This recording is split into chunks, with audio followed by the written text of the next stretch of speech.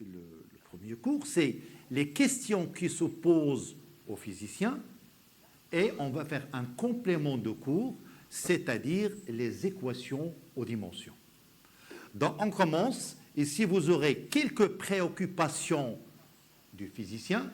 Donc vous aurez un préoccupation du physicien. Donc parmi les préoccupations du physicien, on note. Donc observation et étude des phénomènes physiques. Ensuite, vous aurez développé des engins dans le domaine de l'industrie et de la technologie.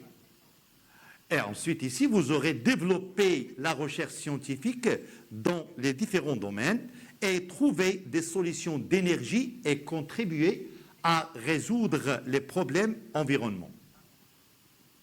1-2, les activités du physicien. Donc, vous aurez parmi les activités du physicien, donc on note décrire et expliquer les phénomènes physiques. Ensuite, vous aurez traitement de la situation problème et mise en évidence phénomènes qui lui sont associés. Et il fait des recherches théoriques et expérimentales pour approfondir la connaissance des phénomènes étudiés et mettre au point les nouvelles méthodes et de nouveaux appareils et contribuant par ces recherches à l'évolution des sciences. Bon, grand 2, les questions qui se posent aux physiciens. Donc, vous aurez quelques questions qui se posent aux physiciens. Questions peuvent s'opposer à un physicien dans le but de comprendre les phénomènes parmi lesquels on peut citer. Donc, premièrement, ici, vous aurez quelles sont les grandeurs qui permettent d'étudier l'évolution du système étudié. Ensuite, quels sont les paramètres extérieurs qui commandent cette évolution. Et ensuite, l'évolution étudiée peut-elle être caractérisée par un ou plusieurs caractéristiques. Et vous aurez ici quel est le rôle des conditions initiales dans l'évolution du système étudié. Et ensuite, l'évolution est-elle lente, rapide, uniforme, variée, oscillante amortie ou non oscillante, périodique, apériodique. Ensuite, le physicien invente des théories et des lois qui expliquent les phénomènes observés, tout en se basant sur l'observation, en passant par l'utilisation d'un modèle théorique ou expérimental avant d'extraire les résultats. Donc ici maintenant, on va passer au complément des équations. Au complément du cours, c'est les équations aux dimensions. Ça, c'est très important pour les classes terminales. PC, SVT, sciences maths A et B et technologie. Bien. Qu'est-ce que ça veut dire une équation aux dimensions? Eh bien, notion de dimension. La connaissance de la dimension d'une grandeur grand G renseigne sur sa nature physique. La dimension de la grandeur G se note grand G.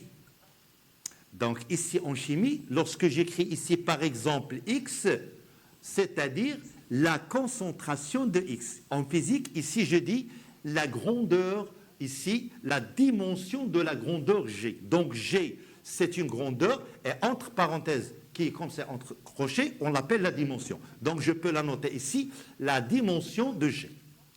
Exemple, si G est une masse, alors la dimension de G, c'est grand M. Grand M, c'est la masse. Donc, je peux dire à ce moment-là que grand M, c'est une dimension. Et là, la dimension d'une masse, on dit aussi qu'elle est homogène à une masse. Donc, grand M, c'est la masse. Il ne faut pas confondre dimension avec l'unité de la dimension, ce qu'on va voir maintenant. Donc, la relation grand G est égale à M correspond à l'équation aux dimensions. Et ça, c'est très important. L'équation aux dimensions de la grandeur, pour écrire l'équation aux dimensions de la grandeur G, aucun choix du système d'unité n'est imposé. Donc, je ne parle pas d'unité. Lorsque je parle d'une grandeur, je ne parle pas d'unité. Donc, il ne faut pas, je le répète encore une fois, il ne faut pas confondre unité avec dimension de la grandeur. Bien. Maintenant, on va prendre un exemple. une distance d à la dimension d'une longueur. C'est-à-dire, je vais écrire comme ça, grand D, la dimension de D, c'est L. Ça veut dire quoi, L? C'est longueur. Donc, mais il peut s'exprimer en mètres. Donc, l'unité ici, c'est exprimé en mètres. Donc, la dimension de D, c'est L, mais l'unité, c'est mètre. Donc, c'est L, entre parenthèses, mètre. L, c'est la dimension, et M, c'est l'unité de la dimension. Bien. Dans l'écriture de l'équation aux dimensions d'une grandeur G, on obtient G est égal à 1. Ça veut dire quoi 1? Donc la grandeur est dite sans dimension ou de dimension 1. Par exemple, j'aurais par exemple une constante. Elle n'a pas de dimension. Donc je peux dire par exemple 2π, la dimension de 2π est égale à 1. La dimension d'une valeur constante est égale à 1. Donc, dans le cas d'un angle, on obtient 1, mais il y a quand même une unité, c'est le radian. Par exemple, j'aurais θ est égal à 30 degrés. D'accord? Degré, c'est l'unité. Mais la dimension de l'angle est égale à 1. Pourquoi? Parce que ce n'est pas une grandeur. Ensuite, vous aurez une équation est dite homogène si ces deux membres ont la même dimension. Donc, supposons, par exemple, je suis en train d'écrire une équation. Je viens d'écrire une équation et je vais s'assurer est-ce que cette équation est fausse ou bien juste. Qu'est-ce que je ferai? J'écris mon équation. Cette équation que je viens de le faire, est-ce qu'il est juste ou fausse? Je ne dis pas fausse, on dit est-ce qu'il est homogène ou non. Si c'est une équation qui est homogène, ça veut dire que c'est une équation qui est juste. C'est une équation qui n'est pas homogène, ça veut dire qu'elle est fausse. Qu'est-ce qu'on va faire maintenant? J'écris la dimension. Maintenant, ici, je passe à la deuxième partie ici. Voilà. Et on va prendre des règles sur les équations aux dimensions. Comment on traite les équations aux dimensions? Eh bien, vous aurez ici la grandeur, ici la dimension associée, et ici vous aurez l'unité. Donc, par exemple, la longueur, la grandeur ici, la longueur, donc la dimension associée, c'est grand L, et l'unité de la dimension, c'est le mètre. D'accord? Ensuite, par exemple, ici, j'aurai la masse, je regarde ici, grand L, d'accord? La dimension d'une longueur, c'est grand L, et l'unité de la dimension de la longueur, c'est le mètre. Il ne faut pas confondre unité avec dimension. D'accord? Ensuite, vous aurez la masse grand M, la dimension de la masse, c'est grand M, et l'unité, c'est le kilogramme. Ensuite, vous aurez le temps, la dimension, c'est grand T, l'unité, c'est la seconde. Et si vous aurez l'intensité du courant électrique, c'est grand I, et ici, vous aurez l'unité, c'est l'ampère. Ensuite, vous aurez l'intensité lumineuse J, l'unité, c'est le candela. Ici, vous aurez la température T, θ, c'est le Kelvin. Et si la quantité de matière, c'est grand N, c'est le mol. Donc, nous, cette année, on va s'intéresser seulement aux trois relations. Grand L et grand M et petit t. Donc, L, c'est M. L, M. Grand M, c'est le kilogramme. Grand T, c'est la seconde. La dimension, l'unité de la dimension. La dimension, l'unité de la dimension. La dimension est l'unité de la dimension. Bien. Donc, on ne peut pas additionner que des termes ayant la même dimension. Ensuite, la dimension du produit de deux grandeurs est le produit de dimension de chacune des grandeurs. Donc, regardez ici. La dimension de AB, c'est la dimension de A que multiplie la dimension de B. Ensuite, la dimension de A à la puissance n, donc vous aurez A à la puissance n, où n est un nombre sans dimension. D'accord? Donc vous aurez à ce moment-là, la deuxième partie ici, pour les fonctions suivantes. Sinus, cosinus, tangente, cotangente, sécante, cosécante, l'exponentielle, logarithme.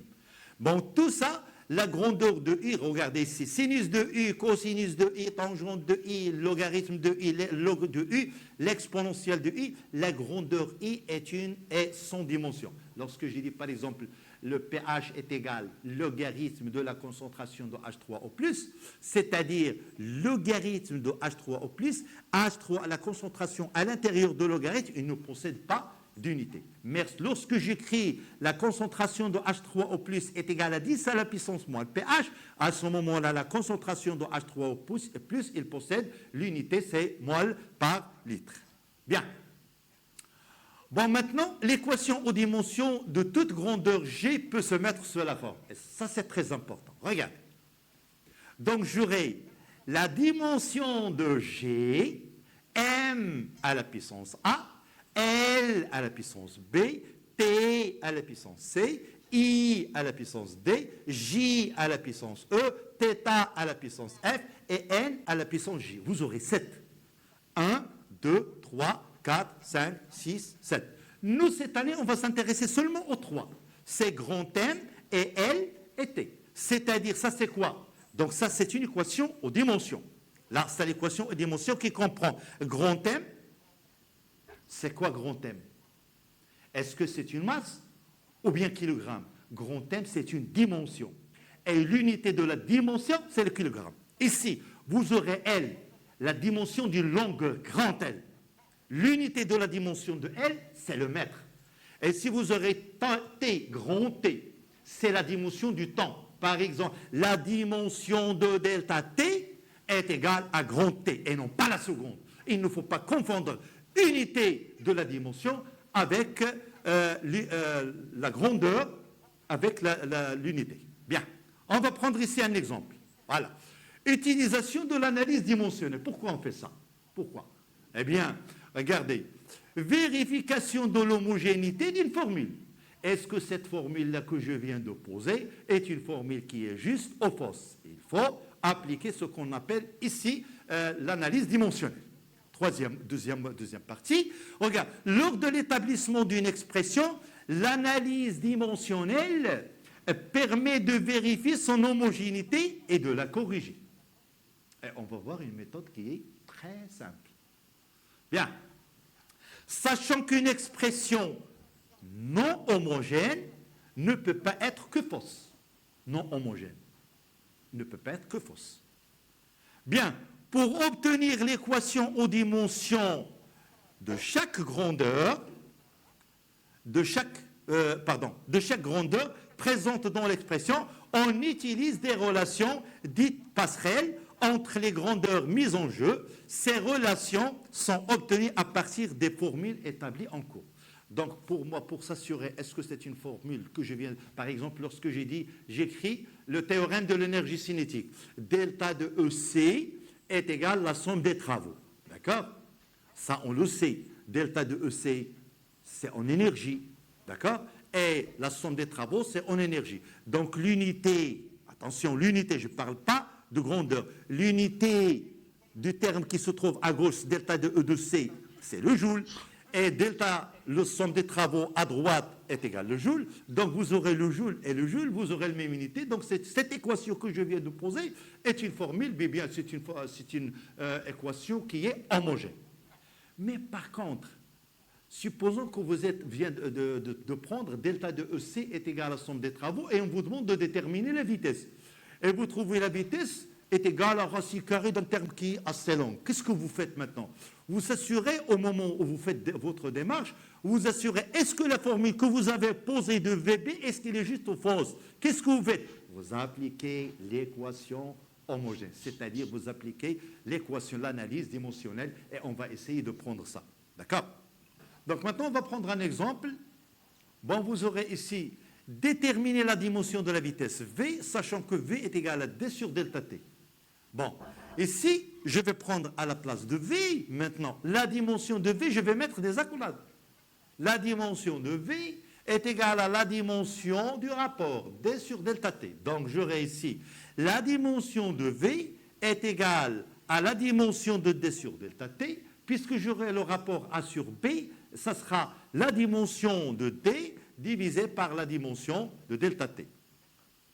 Attention, ici, la dimension de D, c'est grand L. Et la dimension de delta T, c'est grand T. C'est-à-dire, ici vous aurez ici L sur T, la dimension de D c'est L, la dimension de delta T c'est grand T, donc ça sera L T moins 1. L, c'est la longueur, grand T, c'est le temps, l'unité de L, c'est le mètre, l'unité de T, c'est la seconde, donc vous aurez V, ça sera L T moins 1. Donc la dimension de V, c'est L T moins 1. Mais l'unité de la vitesse, c'est mètres par seconde. Il y a une chose qui est très importante. Donc, j'aurai L et T, ce sont des grandeurs fondamentales. La relation qui existe entre les grandeurs fondamentales, on l'appelle une grandeur dérivée. Donc, la vitesse V est une grandeur dérivée. Bien. Deuxièmement, déterminer la dimension de la force grand F, sachant que F égale à M delta V sur delta T. Et on vous demande, ça c'est F, regardez, c'est M, c'est le kilogramme, c'est la masse, delta V c'est la vitesse en mètres par seconde, delta T c'est la seconde. Mais ici c'est le F, il s'exprime en newton. Donc le newton, il y a une relation, on va déterminer la relation qui existe entre les grandeurs fondamentales pour le newton. Donc le newton c'est une grandeur fondamentale. Regardez bien maintenant. Je vais prendre la dimension de F, c'est-à-dire maintenant je vais déterminer la dimension du newton. Et newton, c'est une grandeur qui est dérivée. Bien. Bon, je ferai le rapport. La dimension de M delta V sur delta T. Et ici, vous aurez la dimension de M delta V sur delta T. M, c'est quoi? C'est le kilogramme, l'unité. Mais c'est une masse. Donc la dimension, c'est grand M. Je vais enlever les accolades et je vais mettre ici grand M. Delta V, c'est la vitesse. L'unité, ou bien la dimension de V, c'est LT-1. Et l'unité de delta T, c'est grand T. Regardez maintenant. Voilà. M, la dimension de M, c'est grand M. Je viens d'enlever les accolades. La dimension de delta V, c'est déjà trouvé LT-1. La dimension de delta T, c'est T. Je simplifie. Ici, T va monter en haut. Et vous aurez ici M, L, T, moins 2. Donc cette relation-là, c'est une relation qui existe entre les grandeurs fondamentales. Donc le F, qui est le newton, est une grandeur dérivée. Pourquoi? Parce qu'il y a une relation qui existe entre les grandeurs fondamentales. D'où F égale M, L, T, moins 2. Ça veut dire quoi de point de vue unité? C'est-à-dire le newton, c'est quoi? C'est kilogramme, mètre, seconde moins 2. L'unité. Kilogramme, grand M. L, c'est le mètre. T moins 2, c'est seconde moins 2. Maintenant, on va essayer de prendre, on vous demande de déterminer, déduire la dimension de l'intensité de la pesanteur G. Donc, jusqu'à présent, en tronc commun et en première, on vous donne G égale à 9,8 newton par kilogramme. C'est-à-dire le newton par kilogramme. Le newton, c'est une grandeur fondamentale qu'on vient de déterminer, c'est MLT-2. Kilogramme, c'est une unité. C'était grand M. Bien. Maintenant, on vous demande de déterminer la dimension de l'intensité de la pesanteur. C'est-à-dire, lorsque je dis la dimension de G, c'est-à-dire il faut retrouver la dimension de G en fonction des grandeurs fondamentales. Parce que G, c'est une grandeur dérivée. Regardez maintenant. P égale à 1 fois G. Donc la dimension de P est égale à la dimension de 1 fois G. Maintenant, je vais prendre G. C'est-à-dire, vous aurez la dimension de G, c'est la dimension de P divisée par la dimension de M. G, la dimension de G, c'est la dimension de P sur la dimension de M. Or, le P, il s'exprime en quoi? Il s'exprime en newton. C'est-à-dire, la dimension de P, c'est quoi? La dimension de F. Parce que P s'exprime en newton et la force F en newton. Donc, je peux enlever les accolades de P et remplacer ici P par MLT-2. C'est-à-dire, la dimension de P, c'est MLT-2. Et ici, vous aurez petit m, c'est grand M. Bien. Voilà. MLT-2 pour le newton. Et vous aurez petit m, c'est grand M. Je simplifie m avec m. Et vous aurez LT-2. D'où vous aurez la dimension de G, c'est LT-2. Ça veut dire quoi, du point de vue unité? C'est mètres par seconde au carré. Donc, je peux dire à ce moment, l'unité de G, c'est mètres par seconde au carré. Et ça, on va le voir en mécanique, hein, Inch'Allah. Ça, c'est une accélération de la pesanteur qu'on va le voir. Et l'unité de la pesanteur, c'est mètres par seconde au carré. Bon, en deuxième semestre, Inch'Allah, lorsqu'on commence la mécanique, donc on va prendre G à la place de 10 newtons par kilogramme, ça sera 10 mètres par seconde au carré. Et c'est une nouvelle introduction, parce que j'ai maintenant ici, c'est une grandeur dérivée. Et une grandeur dérivée, c'est une relation qui existe entre les grandeurs fondamentales. Bon, lorsque j'écris G est égal à 9,8 newtons par kilogramme, c'est comme si j'écris G est égal à 9,8 mètres par seconde au carreau. Et ça, c'est très important. Bien. Bon, maintenant, exemple 1. Eh bien, vérification de l'homogénéité de l'expression de la période d'un pendule simple. Cette année, pour les PC et les sciences maths, A et B, donc vous aurez 4 oscillateurs. Vous aurez le pendule simple, vous aurez le pendule pesant, vous aurez le pendule élastique et vous aurez le pendule de torsion. 4. Ces 4, ils oscillent, donc ils ont une période.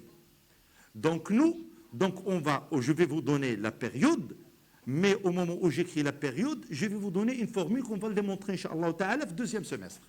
D'accord, lorsqu'on commence la mécanique. Eh bien, un pendule simple, comme vous le voyez bien, c'est quoi un pendule simple? Un pendule simple, il est formé par un fil inextensible dans lequel il y a une petite masse. Je l'écarte de sa position d'équilibre et il commence à osciller autour de la position d'équilibre. Ça, c'est un oscillateur. Et ça, l'oscillateur, vous l'avez déjà vu en premier bac. Bien. Bon, j'aurai ici la période d'un pendule simple. T0 est égal à 2pi racine carrée de L sur G. T0, c'est le temps. L'unité de T0, c'est la seconde. Ici, c'est une longueur en mètres. G, on vient de le déterminer. C'est mètres par seconde au carré ou bien LT-2. Bien. La question qui se pose, au moment où je viens de poser cette formule-là, je vais essayer de la vérifier. Est-ce qu'il est fausse ou juste? C'est-à-dire, lorsque j'ai dit fausse, non homogène en physique. Ou juste, ça veut dire homogène. C'est-à-dire, on va essayer de vérifier l'homogénéité de cette expression-là, qui est la période d'un pendule simple. Bien. Pour vérifier, est-ce que cette formule, elle est juste ou non, bien homogène, eh bien, il est formé par deux parties. La première partie, c'est T0, et la deuxième partie, c'est 2pi racine carrée de L sur G. C'est-à-dire, je vais essayer de prendre ce terme-là de la gauche et le deuxième terme de la droite. Le premier terme, pour qu'une équation soit homogène, il faut que la dimension du terme qui se trouve à gauche est le même que la dimension qui se trouve à droite. S'ils ont les mêmes dimensions, à ce moment-là, je peux dire que cette équation-là est une équation homogène. On va commencer maintenant. Bien. L'expression est dimensionnellement juste si, je vais prendre ici, la dimension de T0 est la même que la dimension de 2pi racine carrée de S sur G. Bien. Donc maintenant, je vais prendre le premier terme de T0. La dimension de T0, c'est quoi? C'est grand T. Donc, je peux écrire pour la dimension du premier terme de l'égalité, l'oul. Et la dimension de T0, c'est grand T. Parce que T0, l'unité, c'est la seconde. C'est-à-dire, lorsque vous aurez un pendule qui oscille, vous aurez, on dit qu'il y a une période qui bat la seconde, c'est-à-dire la période est égale à 1 seconde. Donc, vous aurez ces grands T. Mais, ça, c'est la dimension de T. Mais l'unité de T, c'est la seconde. D'accord? Maintenant, on va essayer de prendre le deuxième terme, 2pi racine carrée de L sur G et savoir est-ce que ce terme-là, le terme-là, il possède la même dimension que le premier terme. Bien, donc j'aurai ici la dimension, donc ici, l'équation aux dimensions du second terme peut s'écrire. Donc la dimension de 2pi racine carrée de L sur G, donc vous aurez ici 2pi c'est une constante, donc la dimension de 2pi c'est 1, donc il vous reste ici L sur G, donc vous aurez L sur G c'est racine carrée à la puissance 1/2, d'accord. Et si, maintenant je vais enlever les accolades et je le remplace par grand L. La dimension de L c'est grand L. La dimension de G, nous l'avons déjà trouvée, c'est LT-2. Je simplifie L avec L, il vous reste 1 sur T-2 à la puissance 1/2. T-2, il va monter en haut, T au carré que multiplie 1/2, il vous reste T. Donc, la dimension du terme qui se trouve à gauche est la même que la dimension qui se trouve à droite. Donc, je peux dire à ce moment-là que l'expression ici, d'où T0 est égal à 2pi racine carrée de L sur G, est homogène. Donc c'est une équation qui est juste ou bien une équation qui est homogène. Voilà. L'unité de l'expression de la période d'un pendule simple. Cette année, pour les PC et les sciences maths A et B, donc vous aurez 4 oscillateurs. Vous aurez le pendule simple, vous aurez le pendule pesant, vous aurez le pendule élastique et vous aurez le pendule de torsion. 4. Ces 4, ils oscillent, donc ils ont une période. Donc je vais vous donner la période, mais au moment où j'écris la période, je vais vous donner une formule qu'on va le démontrer, Inch'Allah Ta'ala, le deuxième semestre. D'accord, lorsqu'on commence la mécanique. Eh bien, un pendule simple, comme vous le voyez bien, c'est quoi un pendule simple?